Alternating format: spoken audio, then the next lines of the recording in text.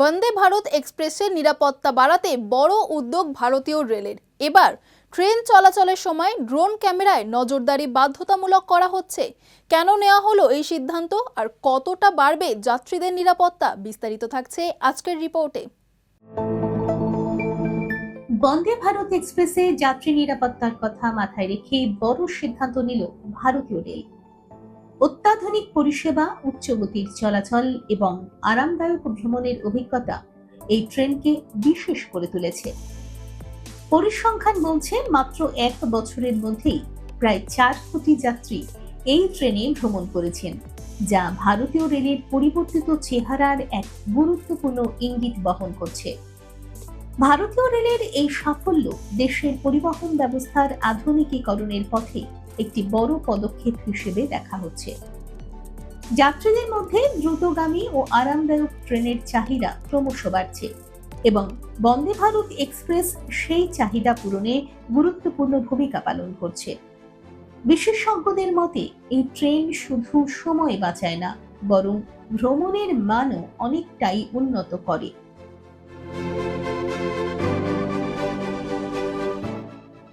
তবে জনপ্রিয়তার পাশাপাশি নিরাপত্তা নিয়ে উদ্বেগও বাড়ছে। সাম্প্রতিক সময়ে বিভিন্ন জায়গায় ট্রেন লক্ষ্য করে পাথর ছোড়ার ঘটনা সামনে এসেছে, যা যাত্রীদের নিরাপত্তা নিয়ে প্রশ্ন তুলেছে। এই পরিস্থিতিতে রেল কর্তৃপক্ষ কড়া পদক্ষেপ নেওয়ার সিদ্ধান্ত নিয়েছে, যাতে ভবিষ্যতে এই ধরনের ঘটনা প্রতিরোধ করা যায় এবং যাত্রীদের নিরাপদ ভ্রমণ নিশ্চিত করা যায়। এই প্রেক্ষাপটে উত্তরপ্রদেশে পরীক্ষামূলকভাবে নতুন উদ্যোগ শুরু হয়েছে।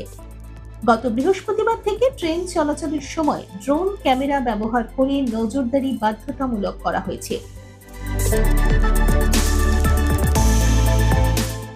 রেল সুরক্ষা বাহিনী অর্থাৎ আরপিএফ এবং জিআরপি কে নির্দেশ দেওয়া হয়েছে ট্রেন যাওয়ার সময় ড্রোন উড়িয়ে তার গতিবিধি পর্যবেক্ষণ করতে এবং সেই সংক্রান্ত ছবি ও ভিডিও উচ্চ পদস্থ আধিকারিকের কাছে পাঠাতে। এই নজরদারি ব্যবস্থা প্রথম চালু হয়েছে উত্তরপ্রদেশের গঙ্গাগঞ্জ রেল স্টেশনের এলাকায়। ইতিমধ্যেই লক্ষণপুর স্টেশনের আশেপাশে ড্রোনের মাধ্যমে নজরদারি অভিযান চালানো হয়েছে। রেলের লক্ষ্য প্রযুক্তির সাহায্যে ট্রেন এবং যাত্রীদের নিরাপত্তা আরো জোরদার করা। আগামী দিনে দেশের আরো বিভিন্ন জোনে এই ব্যবস্থা চালু করার পরিকল্পনা রয়েছে, যা ভারতীয় রেলের নিরাপত্তা ব্যবস্থায় এক নতুন দিগন্ত খুলে দিতে পারে। দেখুন এই সময়ের তথ্য ও চিত্র প্রতিদিন রাত 9টায় ও সকাল 8টায় শুধুমাত্র চ্যানেল 1-এ।